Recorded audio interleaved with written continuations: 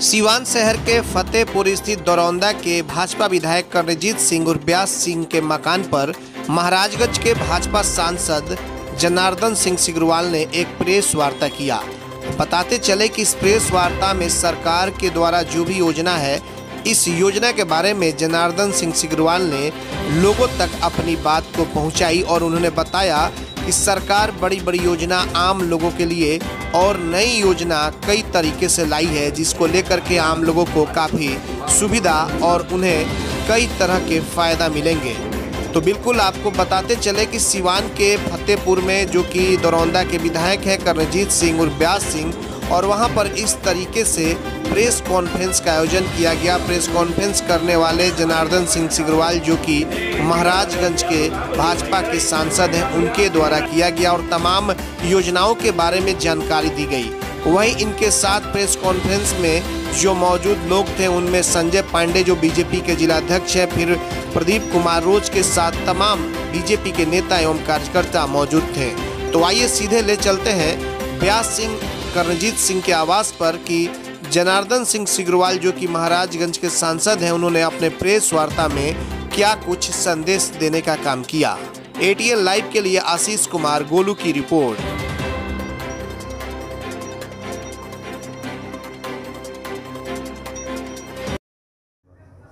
एक तो ये वैश्विक महामारी कोरोना जो पूरे दुनिया को तंग तबाह कर दिया, और ऐसे अवसर पर यह जो अभी राष्ट्रीय बजट आया है,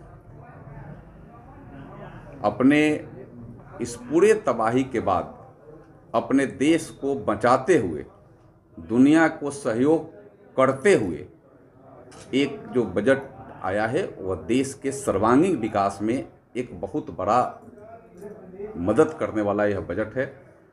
बहुत ही संतुलित तरीका से इस बजट को माननीय प्रधानमंत्री जी के नेतृत्व में, उनके दिशा निर्देशन पर देश की वित्त मंत्री ने इसको पेश करने का काम किया है। मैं ऐसे बजट पेश करने के लिए देश के प्रधानमंत्री जी और वित्त मंत्री जी को आप सबके माध्यम से सीवान जिला वासियों और पार्टी के कार्यकर्ताओं के माध्यम से मैं बधाई देता हूं, धन्यवाद करता हूं कि आपने इतना संतुलित बजट पेश करने का काम किया। जहां यह कोरोना महामारी पूरे दुनिया को तबाह कर दिया, उनके आर्थिक स्थिति को तंग तबाह कर दिया, तोड़ मरोड़ कर चकनाचूर कर दिया, वहीं हमने अपने को उससे बचाया भी। और आज ये हमने स्वदेशी वैक्सीन भी तैयार करने का काम कर दिया। आज दुनिया के लगभग सैकड़ों देश उस वैक्सीन के लिए डिमांड आपके यहाँ कर रहे हैं। हमें बहुत सारे देशों को वैक्सीन सप्लाई भी शुरू कर दिए हैं। यह आत्मनिर्भर भारत का एक जीता जागता उदाहरण है, जो आत्मनिर्भर भारत की परिकल्पना माननीय प्रधानमंत्री जी ने इस कोरोना के पीरियड में, एक लॉकडाउन के पीरियड में ही उन्होंने किया था, और उसके लिए 20 लाख करोड़ रुपए जो उन्होंने एक पैकेज जो दिया था, आज उसका जीता जागता उदाहरण हमें इस कोरोना वैक्सीन के रूप में हो या फिर उससे बचने वाले सारे सामग्री। जब हम कोरोना के महामारी में जब चल रहे थे तो अपने कोरोना से बचने के लिए नगण्य साधन थे, और आज पर्याप्त साधन अपने पास भी है और दुनिया को भी हम सप्लाई कर रहे हैं। चाहे PPE किट्स की बात हो, चाहे मास्क की बात हो, N95 मास्क की क्वालिटी की बात हो, चाहे सैनिटाइजर की बात हो, चाहे उच्च क्लास के मेडिकल सपोर्ट वाले वेंटिलेटरों की बात हो, जो पहले मात्र इस पूरे देश में प्राइवेट और सरकारी मिलकर के मात्र 10,000 वेंटिलेटर अपने पूरे देश में थे, आज लाखों के तादाद में लॉकडाउन के पीरियड में भी यह तैयार करने का काम, यह आत्मनिर्भर भारत का जीता जागता उदाहरण हम इसको आज देख रहे हैं। हम एक नहीं अनेकों क्षेत्रों में हमने आगे इस लॉकडाउन में भी हमने, चाहे कोरोना के अवसर पर भी हमने अपनी उपलब्धता हासिल की है।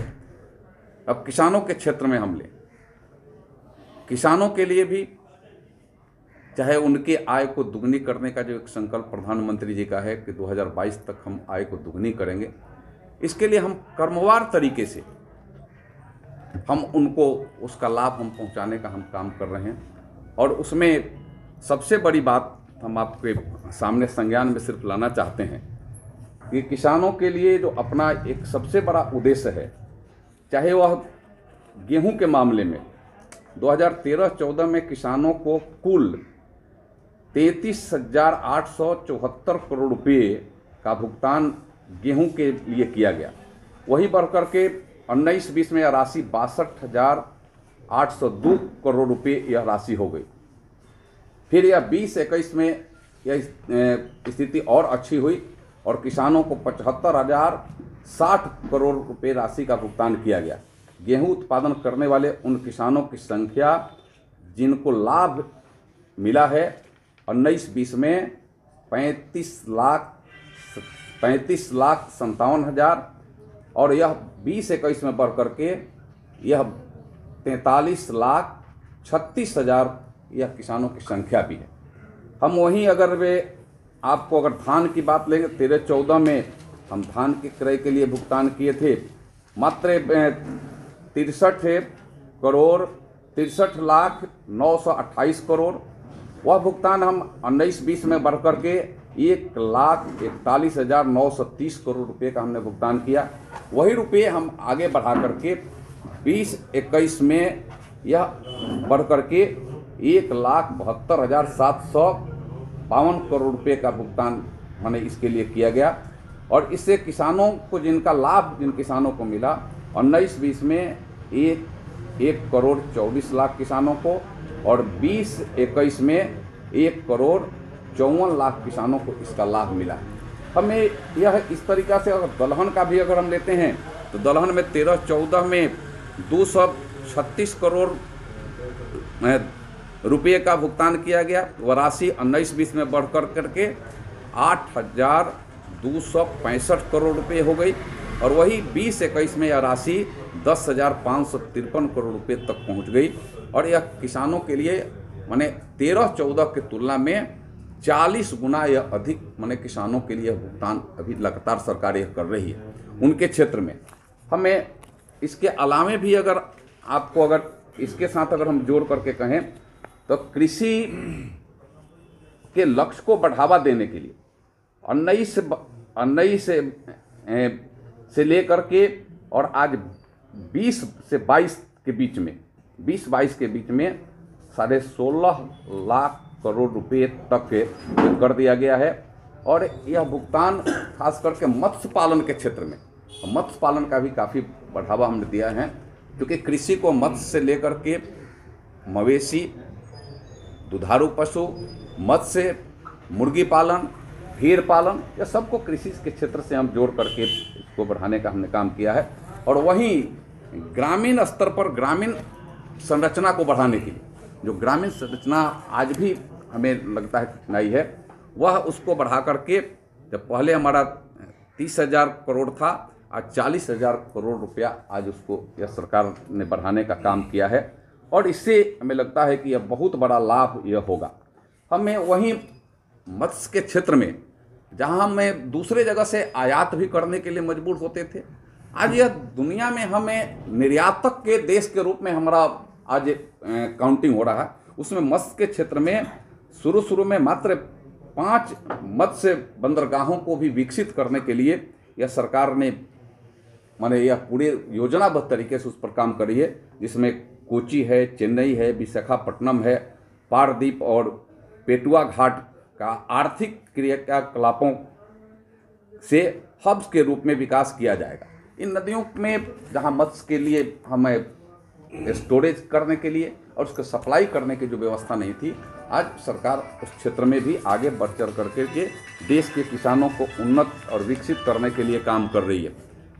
हम वहीं आपको सिर्फ बतावें कि हमें आगे के क्षेत्र में हम कौशल विकास के क्षेत्र में आप नीचे तक कौशल विकास के क्षेत्र में स्किल डेवलपमेंट हर स्तर के युवाओं का हो, इसके लिए सरकार अब प्रखंड स्तर पर भी कौशल विकास केंद्रों को स्थापित कर रही है, सरकारी स्तर पर भी, गैर सरकारी स्तर पर भी, जिसके हमारे स्किल डेवलप भी होने का काम करें।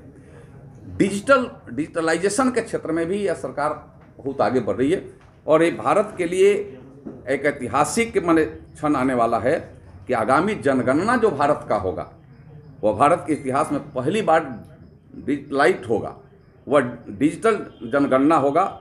और इसके लिए सरकार ने अलग से 20 छोड़ दीजिए वर्ष 21 और 22 के बजट में इसके लिए 3,768 करोड़ रुपये का आवंटन भी कर दिया है कि इस बार की जनगणना के बारे में जहाँ जहाँ कहीं जो शक और संदेश होता था उसको भी पूरा करने का काम ये सरकार ने किया है। हमें इसको और आगे अगर बढ़ाएं तब में अगर वरिष्ठ नागरिकों के क्षेत्र में भी सरकार जो आयकर में जो छूट दिया, हमें 75 वर्ष से अधिक आयु के वरिष्ठ नागरिकों पर कर अनुपालन का बोझ कम सरकार करेगी। यह सरकार इसके लिए प्रतिबद्ध है। जिन वरिष्ठ नागरिकों के पास केवल पेंशन और ब्याज से होने वाली आय है, इसके लिए आयकर विवरणी दर्ज करने की छूट सरकार उसको दे रखी है। भुगतानकर्ता बैंक उनकी आय पर आवश्यक कर की कटौती कर खाली लेगा। बैंक को भी उसके लिए हिदायत किया जा रहा है कि 75 और 75 से बड़े वरिष्ठ नागरिक हमारे हैं, उनको आयकर पर आपको पूरा का पूरा आपको उसको छूट देना होगा। और इसको सरकार इसके लिए एकदम पूरे के पूरे प्रतिबद्ध है। हमें छोटे न्यासों को राहत देने के लिए भी सरकार उसको कर दिया है और इसका लाभ आज हमारे छोटे स्तर पर भी आज लोगों को उसका मिलेगा। नवीकरणीय ऊर्जा, इसके लिए भी सरकार अलग से प्रोत्साहित कर रही है। चाहे उसके लिए आपको चरणबद्ध तरीके से सोलर पैनल हो, उसके निर्माण की बात हो, वर्तमान में घरेलू उत्पादन को प्रोत्साहित करने के लिए सोलर इन्वर्टरों की बात हो, उसके शुल्क को 5% से बढ़ाकर के 20%, यानी आप अगर घर में उसका अगर निर्माण करते हैं तो उस पर आपको उसका टैक्स 20% तक उसको मिलेगा। या सरकार ने इसको पूरा करने का काम करने का काम किया।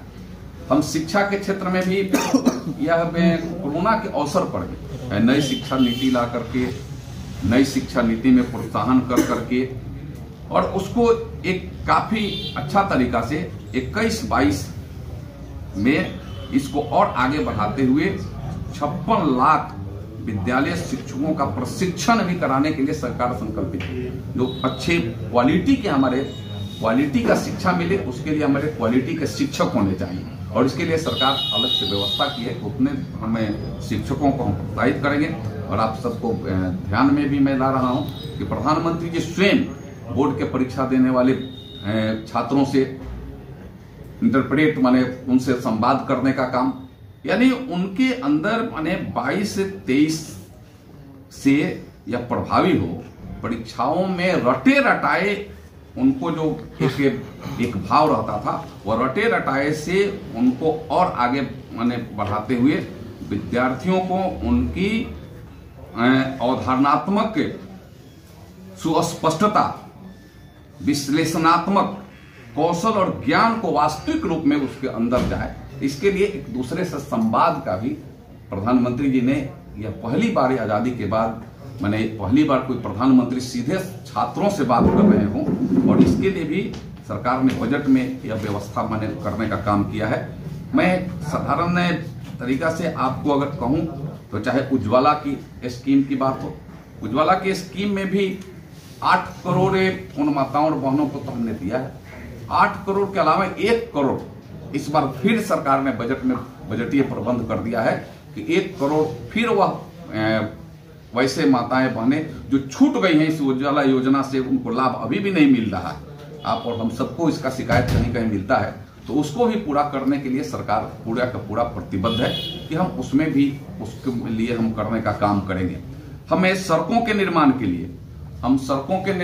लिए भी हम पूर्ण रूपेण प्रतिबद्ध हैं कि हम सड़कों के निर्माण पर भी अलग से हमें आज जो देश की स्थिति है उसमें सड़कों के निर्माण पर भी बड़े पैमाने पर सरकार एक बजट के साथ खर्च करने का काम कर रही है और उससे हम 2022 तक 8,500 किलोमीटर। चले आइए सिवान शहर स्थित डीएवी कॉलेज मोड़ के निकट महाकाल कंप्यूटर्स में नामांकन प्रक्रिया जारी है। अधिक जानकारी के लिए कॉल करें 700949 पर। आभूषण की दुनिया में एक विश्वसनीय नाम, न्यू भारतीय अलंकार ज्वेलर्स, हॉलमार्क जेवर के विक्रेता, सुनार टोली चौक, शांति वट वृक्ष के ठीक सामने सिवान। हमारे यहाँ आकर्षक एवं शुद्ध हॉलमार्क जेवरों की उचित मूल्य पर खरीदारी करें। व्यवहार व विश्वास हमारी पहचान। न्यू भारतीय अलंकार ज्वेलर्स, सुनार टोली चौक, शांति वट वृक्ष के सामने सिवान। Mobile number 9631402553। मैं नहीं, मेरा काम बोलता है। Commerce by Vishal sir. 12th का new batch start and BCom का न्यू बैच स्टार्ट। जो स्टूडेंट 11th नहीं पढ़े हैं या कमजोर है तो उन्हें कॉमर्स के बेसिक पढ़ाकर 12th का सिलेबस स्टार्ट किया जाएगा। यहाँ पर accountancy, economics, business studies, EPS चारों विषय की समय से सिलेबस पूरी कराई जाएगी।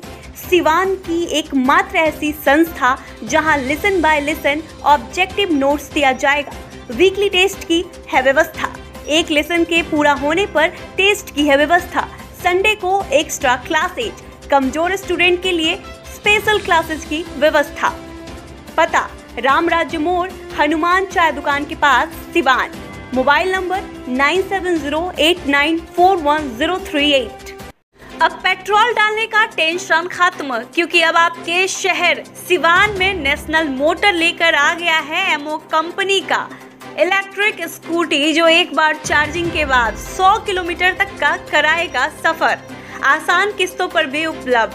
एमओ लेकर आया है जॉन्टी इंस्पायरल, फेस्टी और स्पाइन, 4 अलग अलग मॉडलों में नई तकनीक और काफी मजबूती के साथ बैटरी से चलने वाली स्कूटी।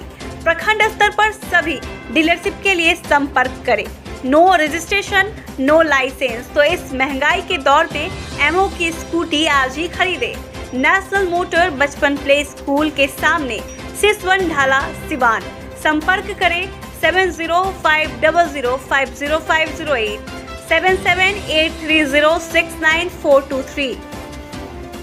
लाइटिंग की दुनिया में धमाल मचाने आ गया है अब तक का सबसे super exclusive showroom Indian light house, station मोड़, सिवान, जहां आपको मिलेंगे गैनिट company solar street light, surface light, track light, liner light, panel light, COB light, flood light, profile light. Solar street light बिल्कुल उचित मूल्य पर मिलता है। मकान हो या दुकान, अगर खूबसूरत लाइटों से सजाना है तो आज ही चले इंडियन लाइट हाउस, स्टेशन मोड़, Siwan. Proprietor Firoz Khan. Contact number 7256963795। Sanghamitra public school affiliated to CBSE up to 12th, Kanishk Bihar, Mairwa road, Siwan. नए सत्र 2021-22 में नर्सरी से 9th एंड 11th के लिए नामांकन प्रारंभ। विद्यालय कैंपस में ही छात्रावास की सुविधा, साथ ही हॉस्टल में निःशुल्क कोचिंग क्लास।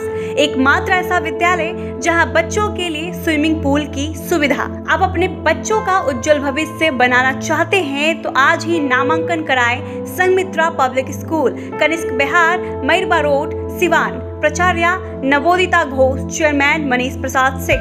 Helpline number 9899701920, 9939422718, 8002500381। जी हाँ, अगर आप भी शुभकामनाएं पोस्ट या बिजनेस से संबंधित कोई पोस्ट बनवाना चाहते हैं तो हमारे दिए गए नंबर पर संपर्क करें। मात्र 13 रुपये में इस ऑफर का आनंद उठाएं। बड़ा धमाका। जेबा hospital and maternity centre, JR memorial trust द्वारा संचालित स्त्री एवं प्रसूति रोग विशेषज्ञ डॉक्टर श्रीमती जेबा परवीन, जनरल एवं laparoscopic surgeon doctor C Ahmad द्वारा मरीजों का बेहतर इलाज, साथ ही नॉर्मल डिलीवरी की सुविधा उपलब्ध। 24 घंटे इमरजेंसी की सुविधा उपलब्ध। प्रत्येक शुक्रवार को मरीजों का निःशुल्क जांच किया जाता है। दूरबीन द्वारा सभी प्रकार के ऑपरेशन की सुविधा उपलब्ध।